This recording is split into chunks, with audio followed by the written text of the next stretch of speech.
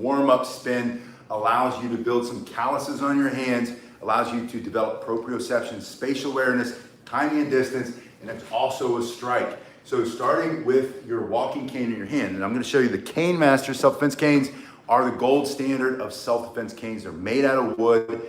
The wood is lightweight, it's extremely durable. The way they're made and treated, they're designed to be heavy in your hand, but not so heavy that you can't move them fast, and extremely strong and flexible. The way they're soaked in oil. That oil is then wiped off, it's burnished in, and then when you get your Cane Master self-defense cane, it's ready to use for self-defense. It's also a medical device, you can take it anywhere and everywhere you go. Now this is a basic Cane Master's cane. This is the Dojo training cane. This is the least expensive cane they make, and this one is somewhere in the middle, and this would be on the higher end. You can look at the link below if you're interested in seeing what Cane Masters is all about and what the different canes are, but you can go super inexpensive, somewhere in the middle, or you can spend a lot of money if you want something that's really, really nice. But you start with a cane in your hand, palm up, and you can do this twisting motion. You're just literally cranking, pushing around. And again, the purpose of this spin is to warm you up in training. It's also to develop calluses on your hands, get you some spatial awareness, timing and distance, learn how it moves through space and time, proprioception. All those things are really important, and we'll use this, we'll turn this into a strike here in a minute. But I want you to see there are ways that you can do what's called combat cane spinning with your Cane Master self-defense cane or any walking cane. It's a lot easier with a Cane Master's cane because of the wide crook. So I do this warm-up spin, and I turn it into a figure eight in front of the body. Just think about like slapping him across his face, coming back with a backhand for self-defense, coming over and back, keep your stomach up and in, abs tight, tuck your chin. You can do this standing or you can do it seated. You might not be able to stand, and you have to do it in a chair. A cane, a self-defense cane, is perfect for self-defense if you are challenged by mobility and you can do some of these moves.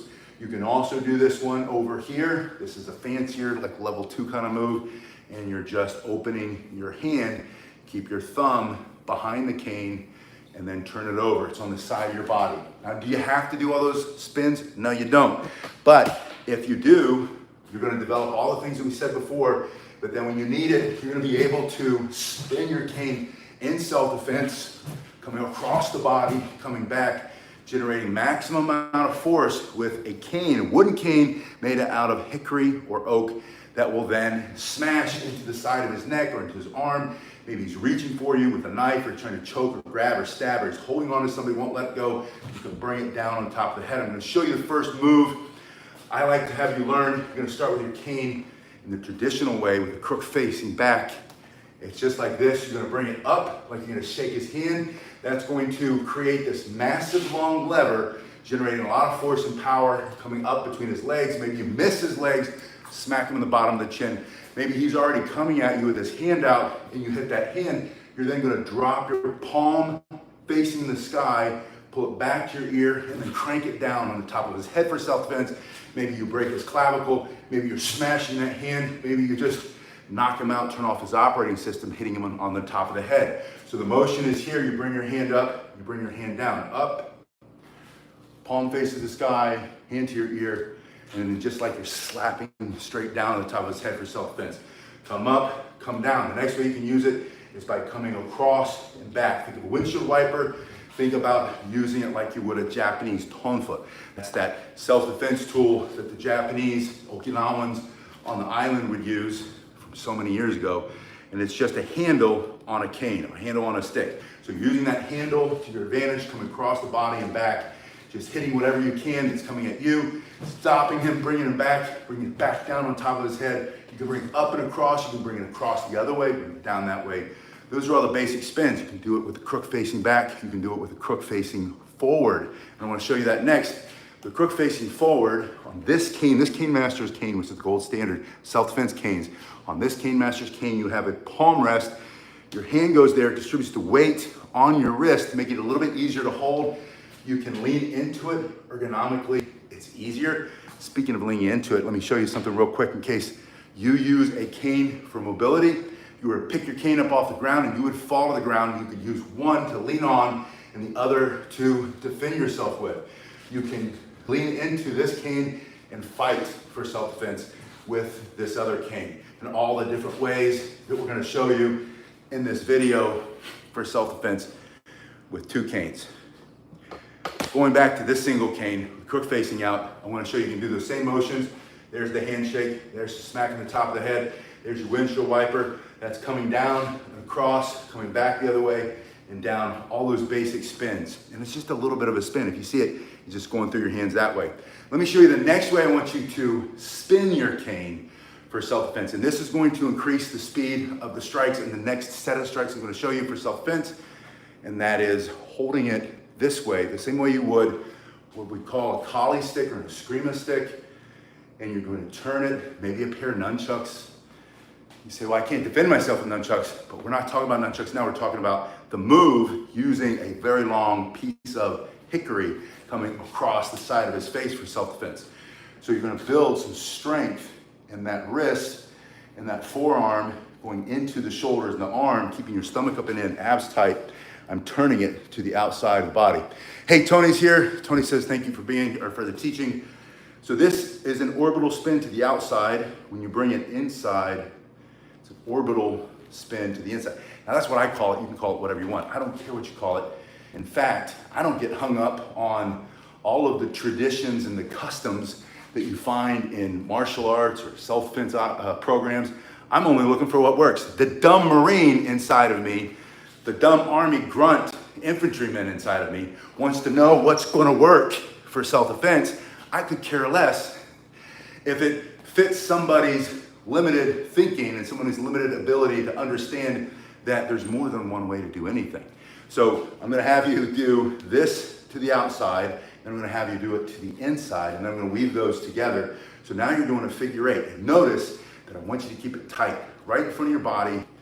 Keep the other hand up. Don't let it dangle in the dirt. You'll run into it, smack it, and it's just bad form. Always keep this hand up, put your helmet on. He throws that punch, absorb it, stick that in his face and break his face for self-defense. So we're doing this figure eight motion, and your hand is closed. Don't do this, that's cheating.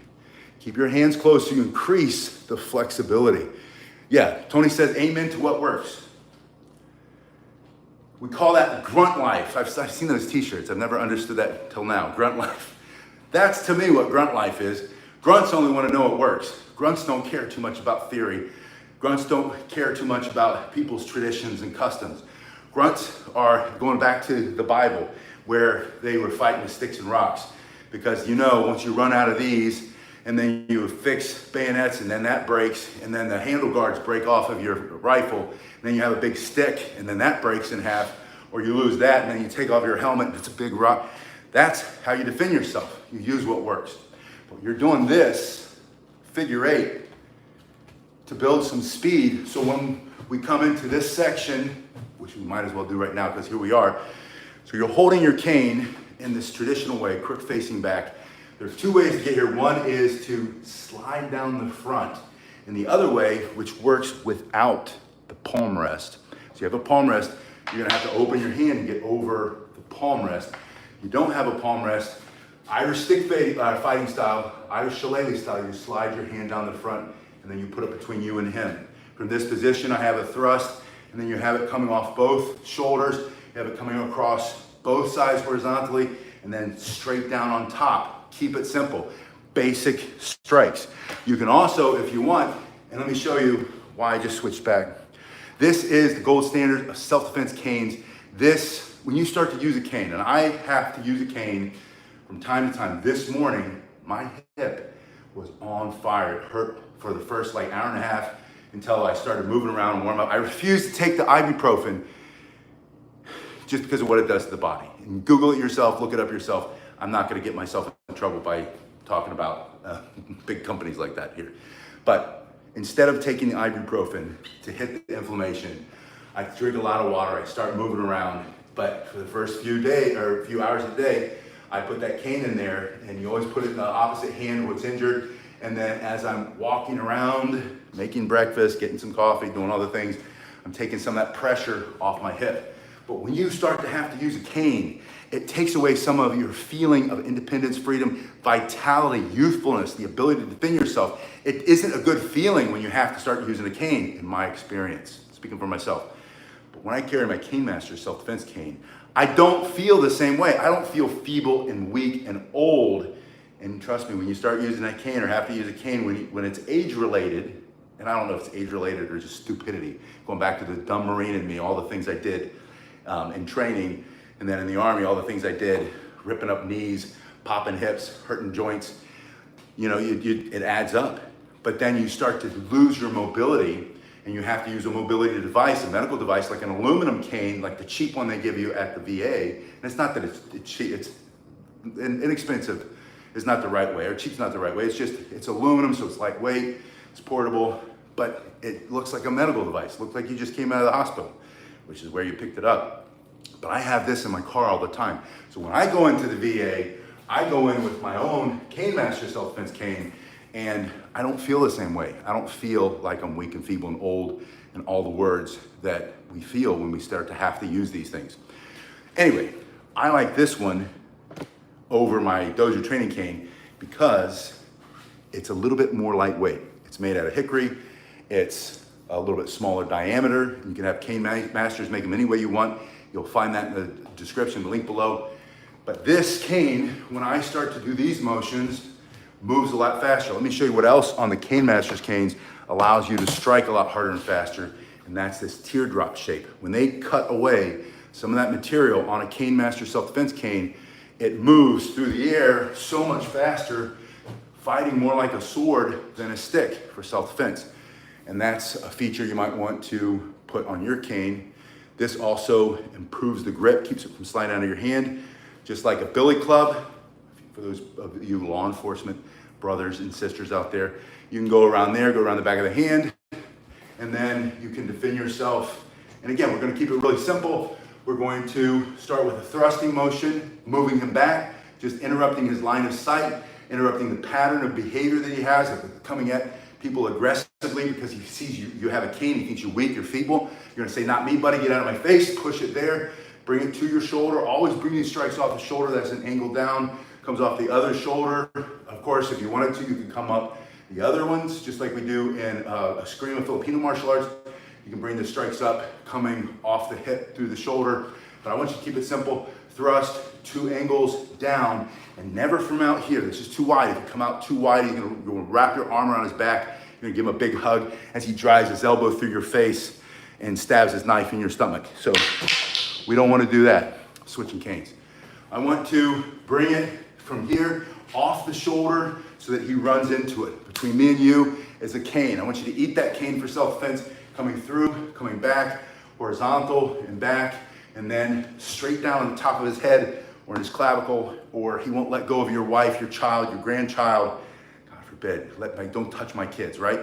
And he won't let go, and you just bend both of those elbows or both of those arm bones into a nice U shape with your Cane Master self-defense cane, because that's gonna seek flesh or enter the flesh, compress it, seeking the bone, those high-pitched sounds when that bone breaks and his hand all of a sudden lets go. And then you say, I told you, don't touch my kid, don't touch my grandchild, don't touch my wife, don't touch my friend, don't touch that innocent person. I'll defend myself, it's my human right. So you bend the knees, you go in this position, there's a thrust, hands always up, angle 1, angle 2, 3, 4, and down. And remember, all these angles can be high toward the head for self-defense, into the neck, into the elbow, the shoulder, the ribs, into his hip, into his thigh, taking out his knee, taking out his calf or his shin. And then the same thing on the other side. Same thing with these horizontal strikes. Going high, middle, going low, and then horizontally coming down, or even coming down in the middle of the body, coming down on the clavicle, coming down on the shoulder. It's very effective for self-defense. Hey, it's Lazy Al Gaming. It's good to see you. Thanks for being here. This Cane Master self-defense cane has the palm rest. I mentioned a little bit that distributes the weight of your body onto your cane, especially if you turn crook facing out on a Cane Master's cane and you hold in this position. See if I get back enough, you can see, and you lean into it. Ergonomically, this is better for you. You'll be stronger in this position because everything's coming out this line through your pinky and then down into the cane. If you were to turn it around in the traditional way, crook facing back, then you can see it comes down, goes forward, putting a lot of pressure there on your joint, and then down the thumb side. So holding it this way, crook facing out is always a little bit better. You can bring that up, we can bring it down and talk about that. You can also pop it up in this position and you say, you're too close, get out of my face, back up, and then you can strike. Now, this is not going to, striking this way is not gonna knock him out. It's not like that. You might be able to knock him out with a hard fist. This is gonna make him back up. You want him to back up. You can back him up this way. You can hook him this way, catching him off guard, and look at that. That nice extra piece of wood, digging the eye out of his head, his nose, ripping it off his face, ripping the teeth out of his mouth for self-defense. As you come across and then grabbing on the way back with the other side. That's a unique feature of the Cane Master self-defense cane, which makes it a self-defense cane and a mobility device. It's still a mobility device. I'm hooking here. You can uppercut, smashing his teeth. You might not knock him out, but he might be screaming in your face, his tongue's out there, and then you smash his teeth shut. You might break some of the teeth as you rip his tongue off of his face. It cuts right off with his own teeth, hits you in the glasses and falls to the ground. Popping him this for self-defense. Straight up this way. But then, as you move him back here, you can bring it into this hand. Now it's like a rifle. Now you can smash him and get him out of your face. Bring it through this way. This hard piece of hickory, through his nose, through his teeth, through his face for self-defense, chopping down as if you had an axe, like a firefighter breaking through the door to get the babies, get him out of the fire, chopping his face to get him out of your face, and then bringing this backside up through his chin, through his ribs, up under his groin, the bottom of his chin, coming through the middle. It's very effective when you have two hands on it for self-defense, and it all starts in this position. The other hand's up. Remember that helmet. He throws that punch on this side. Let the arm absorb it, or if he's slashing with a weapon, let the backside of the hand absorb it instead of the inside where you have all those vital spots. Hey, Lazy Al, yeah, can the thrust be done with a pointy? Absolutely. You can turn it this way at an angle, coming through there, you have more surface to strike for self-defense. And that can also be a fatal strike for self-defense. If you had to defend your life, if it was life or death, you or him, and you told him and you warned him and everybody's got their cameras out, instead of coming forward trying to help somebody who's using a cane to defend themselves, they see a thug or a group of thugs coming, getting ready to try to whip on you, beat on you, hurt you, take away your freedom, your dignity, your life, hurt your family, your loved one, innocent people. They're whipping out their phones and they're videotaping it so they can upload it so they can be 2 seconds famous. They did nothing. They want to be famous for being a piece of dog poo because instead of helping somebody in need, they got a video of it. I digress. That's my soapbox. You're on your own, that's what I'm saying. But you have your Cane Master self-defense cane. You can back them up with this. You can strike to the face. You can use that surface to strike. You have all of this. There's a lot of wood there. It's a little bit heavier here than it is here. If I were to swing it here, it's almost like I'm swinging with a hatchet. I've got more force for self-defense. But in this position, you move him back and then bring this up. Now you're using this part, hitting him up under the chin, or raking it through his body, or hitting his groin, or bringing it across horizontally into his face, into his neck, and then throw it on the other hand, and then moving him back, chopping him, smashing him, boxing his ears, swinging with one hand, holding and creating pressure here. Pressure, pressure, pressure, release so it comes out faster. And then you just dug that into his kneecap or into his calf and rip and pull for self-defense. All the things that you can do. This is how you fight for self-defense with your self-defense cane, a Cane Master's cane. You can use the aluminum cane to do some of these moves, but the aluminum cane will bend eventually. They're not as sturdy. You can use some of the very heavy cold steel products, which are fine. They're all good products. I'm not cutting them down. They're just different. Those are much heavier. So you have a much heavier cane, and if you're very strong, that's okay. But if you're not as strong, or if you're familiar with like the concept of fighting with rattan sticks in Filipino style martial arts, Eskrima, Akali, Arnis, this is not rattan, by the way. This is gonna be a lot harder. It's gonna hit a lot harder, but it's lighter than some of those bigger composite. That means like polymer, plastic, heavy duty canes, heavy aluminum canes. You're gonna be able to swing it and go through a lot faster and then still be able to defend yourself because of the way a Cane Master's cane is. Now, a regular Carex, like $9, $10, $12, $15 cane is gonna break. They're inexpensive, they're cheap, and they're great for walking around with, but you start to put a lot of weight on those, or if you hit something for self-defense, they are gonna break because they're dry inside. Cane Masters soaks their cane in a proprietary oil polymer blend or something for a couple days, and then they finish them really well before they ever ship it to you. And that's why these things kind of come back to life. So when you get a piece of wood from the kiln, from the lumber yard, it's dry because they don't want the little bugs and worms eating it. And they don't want it to rot, so they suck all the moisture out in the kiln with a low heat, makes the wood very brittle.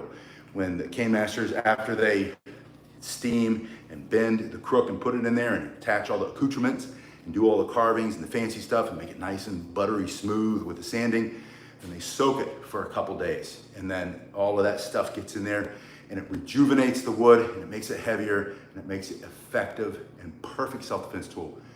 That's the Cane Masters cane.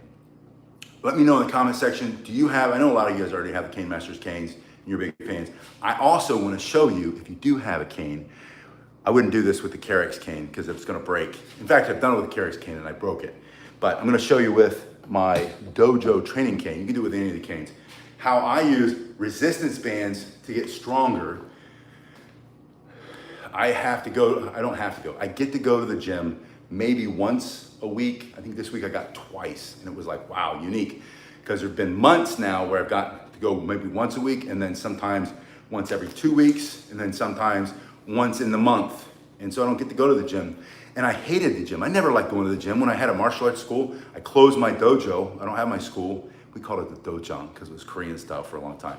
But I've done so many different styles. I call it whatever I want. I call it my studio. I closed the studio and I have my kettlebells and I have a couple battle ropes, but I don't have a good place to do all the stuff I used to do. So I never went to the gym. I always went to the martial arts school and we did jiu-jitsu.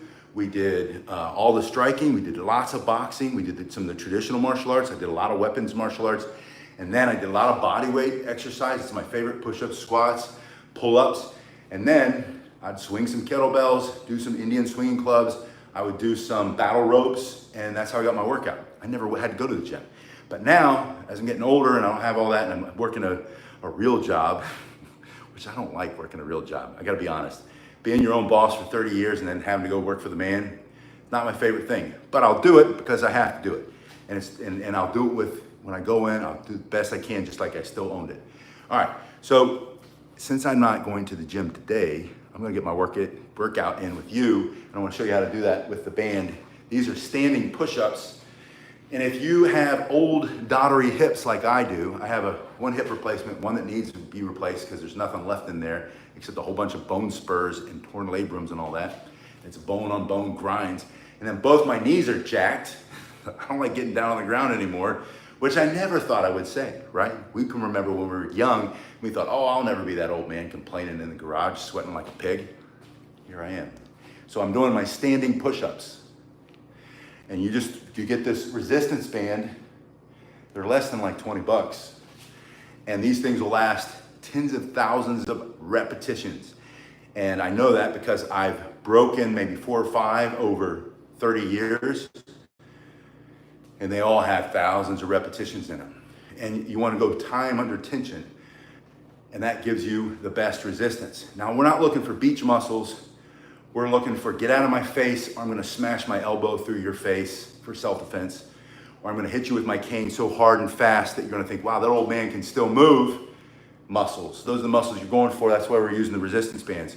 You do that for about 30 seconds, just straight out, and then you rest. And the cool thing about this is my favorite part. It just stands there, so I don't have to pick my equipment up. I don't have to bend down and get back up. Now, I still do get on the ground every once in a while, but that's just because I force myself, and I don't want to let it all go yet. From here, next set, your stomach up and in, abs tight, breathing through your nose, standing or sitting, pressing down. Think about pushing yourself up and off a chair. Think about pushing some piece of crap, bad guy, out of your face or off of you or away from your child or your grandchild or your significant other or an innocent victim who's getting victimized. And you're just pushing down, man, I can really feel that. Now you're gonna feel that 2 places. You're gonna get that in your triceps, in the back of your arm.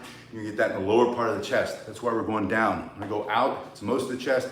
When I go down, I isolate the lower part of your chest. You're gonna isolate, you're gonna hit those triceps. Those triceps are gonna help you increase the speed and the power of your strikes. After you rest for about 30 seconds, get your breath back. You can wait up to a couple of minutes. You want your heart rate to come back to mostly normal. And I'm gonna push up at this angle. And I'm having you do that. You're doing this so that it activates the upper part of your chest. And it's the same thing. Think about you're sitting, the guy's in your face, you like, get out of my face. You stand up and you go to push him back. And he's shocked by your old man's strength, your old woman's strength, because you can still move him and get him out of your face. And it's because you use these resistance bands in your cane, your walking cane, to get some of your strength and your vitality back. Now, you're gonna rest there. The next one, I'm gonna have you bring your hands inside the band, and you're gonna bring, and these bands aren't gonna snap and hit you, by the way. You bring it up to your forehead, hands together, kind of like a triangle push-up. And you're really activating, and this, I'm already burned out, this is hard. I should have gone for the lighter band. You'll see a link in the description for the bands. Go with the smallest band if you haven't done these before.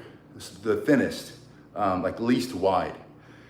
Narrowest, that's it. With the most narrow band, if you want to get two, because they're not that expensive, get the first two, the narrow one and the one that's just a little bit more than that. And that'll be a whole home gym that'll last you a year before you need to get a heavier band. Put it under your butt, bend your knees, palms facing the sky, curling and squeezing at the top.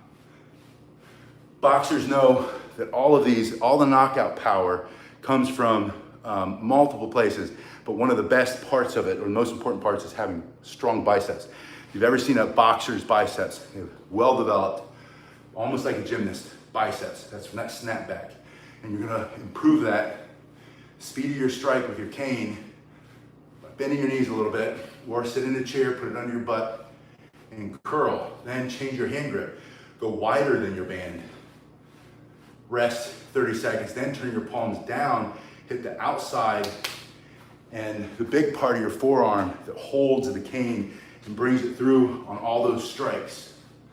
And if you want, you can throw the long end on the ground and then put your foot through it, and then you can curl, continue to curl, or if you're using your smaller band, bring it to the chest and then do a military press. Standing, it's a little heavy now, my shoulders are worn out, but doing a standing press with that little band. And that's just one, many ways that you can get stronger, faster, hit harder, how you can use your cane for self-defense, and how you can add some exercise bands to your Cane Master self-defense cane, and then get super strong, super fast, or at least get back in the game. Get a little bit better than you were last week. And that's all we look for at this age. And when we have injuries upon injuries, I've had so many injuries this year. This has been my year for every kind of injury imaginable, you know, and it's not worth complaining about. It's just life. We all go through it. We all experience it at some point. And you'll have years like that. I hope it doesn't happen soon. And maybe you get all through life and it never happens to you. But most of us know it. We get like, you know, insult to injury and things pile up. And when that happens, you got to just say, well, that's where I am right now. What can I do to improve my spot a little bit? Give yourself a couple days to whine and moan and groan, and then get back to work. Keep training. Get a Cane Master self-defense cane, get a resistance band, and just do baby steps, a little bit at a time. Start moving in the direction you want to go, and you'll get somewhere. It'll be somewhere different than where you are now. But do something. Put in the comment section, if you use the Cane Masters already, what questions you have, what you think about the resistance bands, and if you use those, and I'll see you guys on the next one. I was doing the last video a few minutes ago. I tried to do it outside because it's like pretty back there, and there's a little lake with an alligator swimming by, and the sun's out for once because it's been really stormy, and the lighting's okay, and the wind's a little heavy, so the sound wasn't that great. But then the neighbor's dog, I got neighbors on both sides, and they got these little yappy dogs, and they come, and I wasn't sure if it would pick up on the sound, but I listened to it, and it was there. So nothing against the dogs, nothing against the neighbors, good people, but I can't make a video in the backyard. So I'm back in the 200-degree garage, and I really appreciate you guys being here. I'll see you on the next one. Thank you.